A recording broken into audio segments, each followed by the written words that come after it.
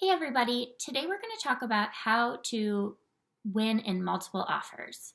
So if you have a friend or family member or you yourself are buying a home right now, you probably know that a lot of times when you go to write an offer on a home, there's not just your offer that the seller needs to consider. A lot of times it's yours and many other home buyers who are looking to purchase that home. So today I'm going to give you 5 tips on how I help my clients to make their offer as strong as possible and help them to be successful in winning out in multiple offers. My number one tip is to obviously increase your offer price.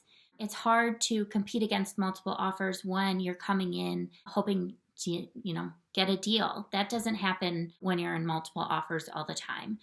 Price is not surprisingly, is not always the number one factor for a seller, but it is a big motivating factor. If you were selling your home, you'd want to make sure that the person buying it is appreciating all the work that you've put into it. This is your home in most cases, and that by putting in a solid, strong initial offer can really make a big difference when you're looking at multiple offers and evaluating which is the strongest. My second tip is to go in with an escalation clause. This is something that your agent will work with you on.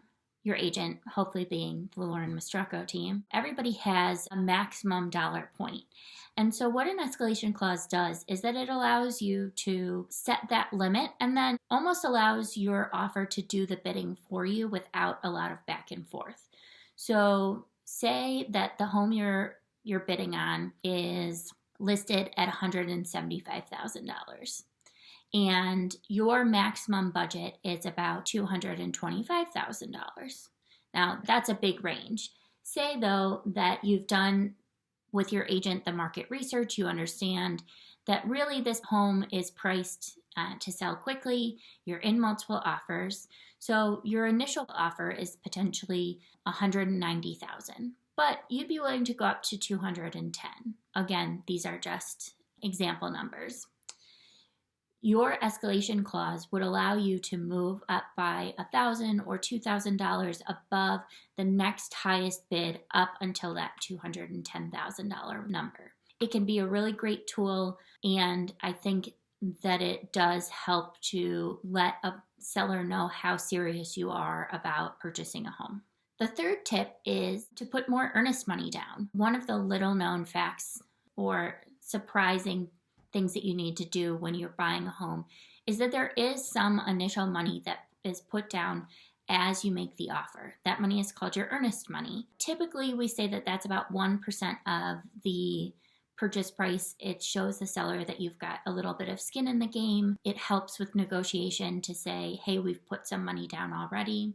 In my opinion, I think it also demonstrates to a seller how liquid your funds are at the time of offer. So if you're offering 5% down or 3.5% down and you're giving $500 in earnest money, they may be worried that you have to come up with the rest of that cash before closing, which is typically 30 to 45 days. So say again, you're on that $200,000 house. 1% is typically $2,000, but say you increase that to $5,000. It just shows A, that you're serious, and B, that you've got a little bit more cash to put down right up front.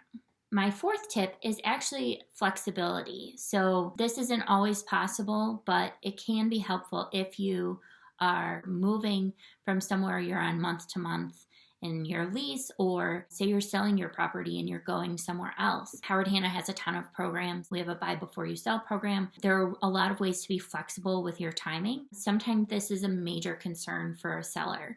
And so the more flexibility you offer in closing dates, the more attractive that offer might look.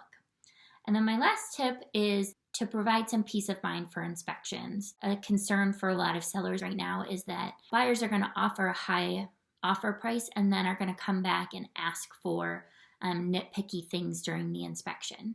Now, this does not apply for every house, and it's something that you kind of have to look at based on your comfort level and the house itself and what sort of condition it's in.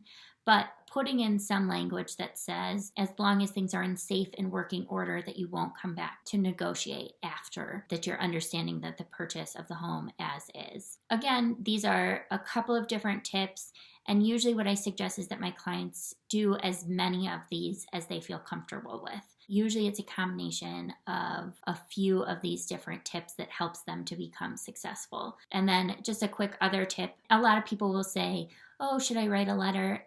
I think sometimes that doesn't hurt, but you can't do a personal letter without really providing a great financial offer to back it. So that's just kind of bonus, cherry on top.